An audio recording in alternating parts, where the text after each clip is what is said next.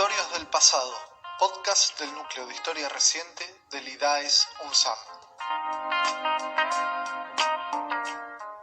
¿Por qué no nos dicen? Si le buscamos eso nada más. Que nos respondan nada más, después nos retiramos. Mi hija estaba embarazada de 5 meses cuando se la llevaron. Mi nieto tiene que haber nacido en agosto del año pasado. Hasta ahora no he podido saber nada de él. Lo único que sabemos es que los chicos nacen, pero se los dejan en los establecimientos así, casas cunas con NN. Y no podemos encontrarnos nunca con nuestros nietos.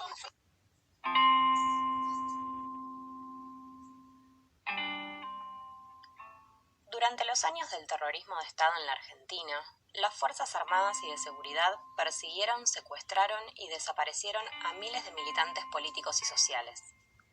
En el marco de esta represión, alrededor de 500 niños y niñas, hijos e hijas de estos militantes, fueron apropiados por los represores o familias allegadas, que los inscribieron como hijos propios o los adoptaron mediante procedimientos fraudulentos.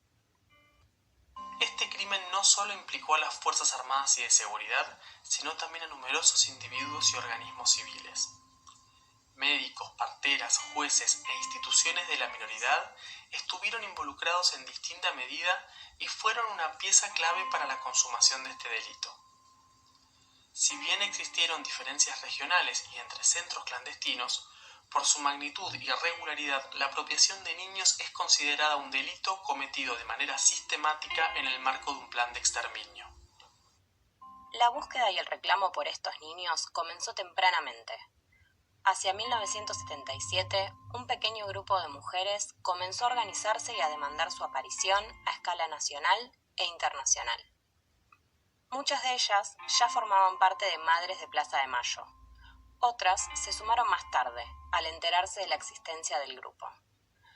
Así surgió Abuelas de Plaza de Mayo, que con los años se consolidó como el principal organismo abocado a la problemática específica de los niños apropiados. ¿Por qué los niños y las niñas fueron objeto de la represión durante la dictadura? ¿En qué consistió y cómo se ejecutó el delito de apropiación? ¿Cuáles fueron las respuestas que los organismos de derechos humanos y la sociedad argentina dieron ante estos hechos? ¿Cómo se llevó a cabo la búsqueda y qué dificultades tuvo?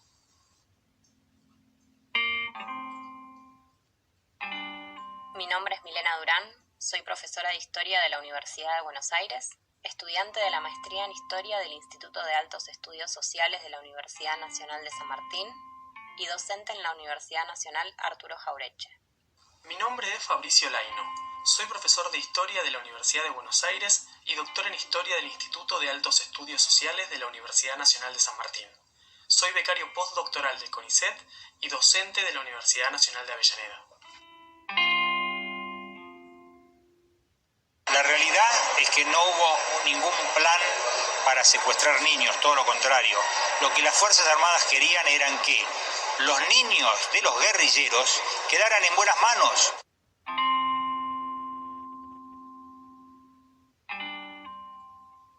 El terrorismo de Estado en la Argentina supuso una represión clandestina de dimensiones y características novedosas.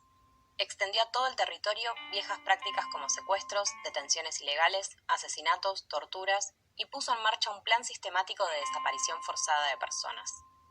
Su accionar estuvo dirigido al exterminio de las organizaciones de izquierda y al disciplinamiento de la sociedad en su conjunto. ¿Cómo explicamos en este escenario la apropiación de niños y niñas? En primer lugar, el carácter clandestino de la represión hacía necesario negar los secuestros y ocultar el destino de los detenidos y desaparecidos. Esto era incompatible con la devolución de los niños que nacían en cautiverio a sus familias biológicas, ya que significaba asumir ante ellas que la madre estaba viva y en manos de las fuerzas represivas. Sin embargo, no todos los niños apropiados habían nacido en cautiverio.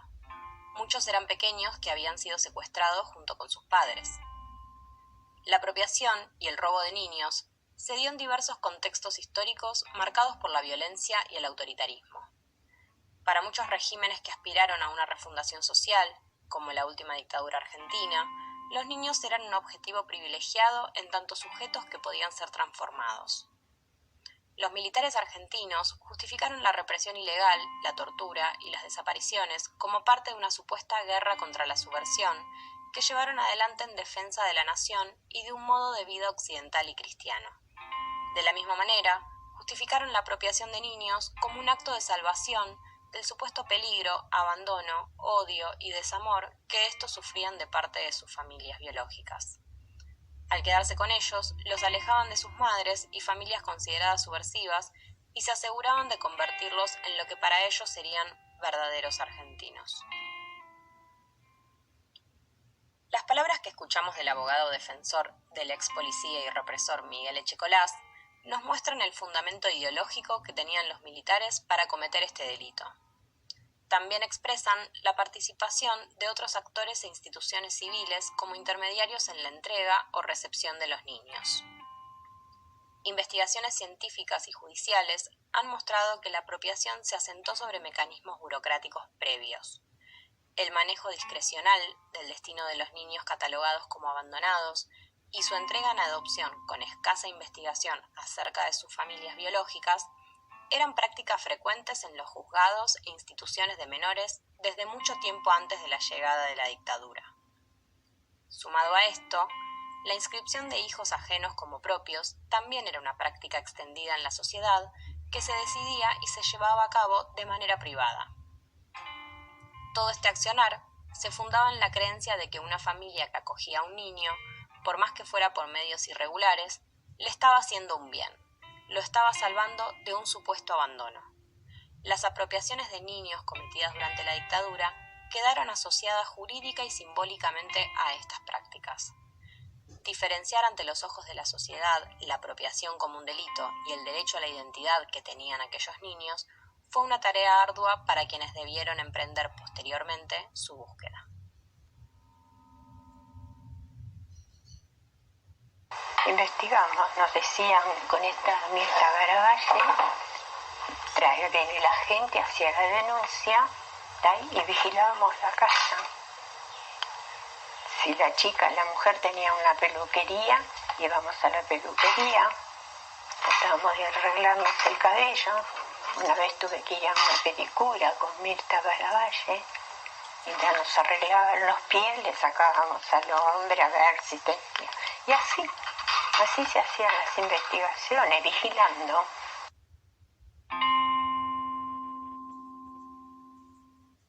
Si bien las apropiaciones se cometieron desde los inicios del terrorismo de Estado en 1975, recién a partir de 1979 comenzaron a ocupar un lugar destacado dentro de las denuncias del movimiento de derechos humanos. La visibilización de la apropiación de niños y niñas fue posible gracias a dos actores fundamentales: las y los sobrevivientes y los familiares organizados. Los sobrevivientes de los centros clandestinos de detención, muchos de ellos en el exilio, brindaron información indispensable para denunciar e intentar localizar a los niños y a sus madres. Sus testimonios contribuyeron a dar a conocer al mundo las dimensiones y los mecanismos de este crimen. Los familiares cumplieron un papel clave al agrupar estos datos y testimonios dispersos y hacer que las denuncias individuales pasaran a integrar parte de un reclamo colectivo. Así se instaló el problema de los niños desaparecidos dentro de la agenda de reclamos de los organismos de derechos humanos y se formó una nueva agrupación, Abuelas de Plaza de Mayo. A fines de 1977, varias mujeres que integraban Madres de Plaza de Mayo decidieron organizarse para buscar colectivamente a sus nietos. En un primer momento, imaginaron que su reclamo encontraría una rápida solución y que su acción sería acotada en el tiempo.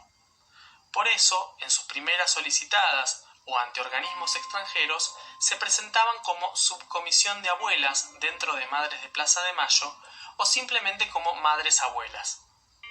Sin embargo, la falta de respuesta por parte de autoridades militares y civiles y el aumento de los casos conocidos condujeron a una mayor intensidad y especificidad en las tareas de búsqueda.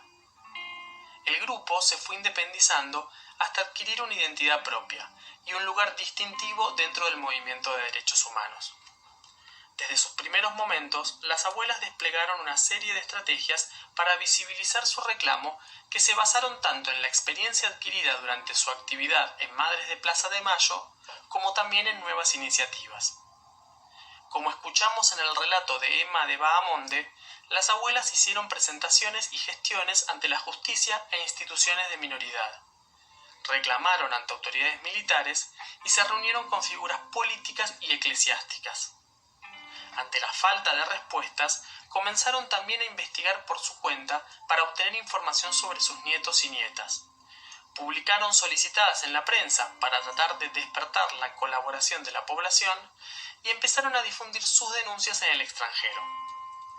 Algunos datos anónimos que recibieron les permitieron localizar a varios nietos y nietas y concretar algunas restituciones entre los últimos años de la dictadura y comienzos de la democracia. Al mismo tiempo, el reclamo por los niños desaparecidos generó el apoyo de numerosos organismos internacionales de derechos humanos, tanto laicos como confesionales, que realizaron campañas de apoyo y de difusión de sus denuncias en América y Europa.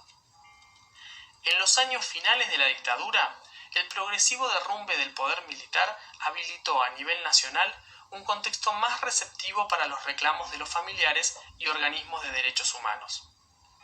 Si bien esto no se tradujo en un apoyo social masivo, hubo iniciativas que permitieron difundir la causa de abuelas dentro del país. Una de ellas fue la creación del Movimiento por la Recuperación de los Niños Desaparecidos, impulsada por el Premio Nobel de la Paz Adolfo Pérez Esquivel y el escritor Ernesto Sábato, que llevó adelante una presentación ante la ONU y una solicitada que juntó miles de firmas en Argentina y en el exterior.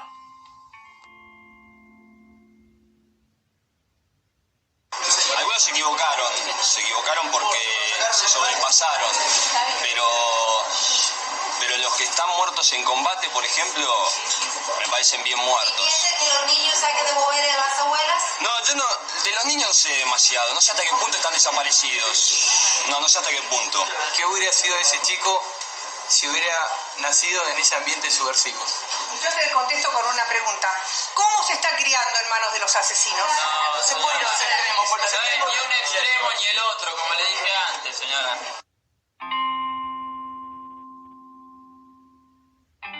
Tras el retorno de la democracia, la investigación y difusión de los crímenes cometidos por la dictadura tuvo un alto impacto y llevó el tema al centro de la discusión política.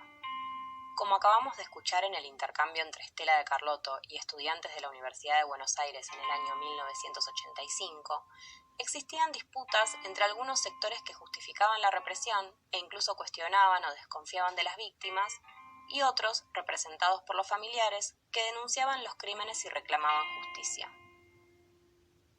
Con la asunción de Alfonsín, los familiares y organismos de derechos humanos tenían la expectativa de que el nuevo gobierno constitucional diera respuesta a sus demandas. Para abuelas, esto significaba lograr una pronta localización y restitución de sus nietos. Sin embargo, estas expectativas se vieron frustradas. Si bien en 1984 el informe de la CONADEP dedicó varios capítulos a describir la apropiación de niños, el juicio a las juntas no condenó a los comandantes militares por este delito, ya que no lo consideró un crimen sistemático. Por otra parte, aunque en los primeros años de democracia se crearon instituciones públicas abocadas a la búsqueda e identificación de los niños, como el Banco Nacional de Datos Genéticos en 1987 y la Comisión Nacional por el Derecho a la Identidad en 1992, las restituciones se dieron a cuentagotas y espaciadas. En general, se encontraban con diversos frenos judiciales y eran cuestionadas por una parte importante de la sociedad, incentivada a su vez por algunos medios de comunicación que buscaban invalidar el reclamo. No eran extrañas las opiniones como las de los estudiantes universitarios que acabamos de escuchar, que dudaban de la existencia de niños apropiados o cuestionaban el reclamo de abuelas. Durante las 2 décadas posteriores a la dictadura, Abuelas debió dedicarse a sortear estas limitaciones y emprender la tarea de construir un marco jurídico y una legitimidad social para el reclamo por el derecho a la identidad. Sin embargo, fue recién en los primeros años 2000 que su causa logró instalarse en la sociedad y se tradujo en un crecimiento significativo de las restituciones. Hasta la fecha, 130 personas apropiadas durante el terrorismo de Estado pudieron conocer sus verdaderos orígenes y reencontrarse con sus familias. Aún quedan más de 300 casos por resolver.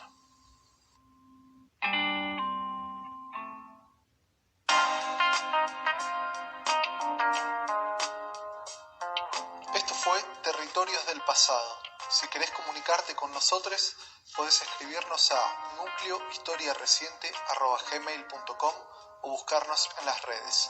En Twitter somos Núcleo IDAES y en Facebook Núcleo de Historia Reciente IDAES UNSAM.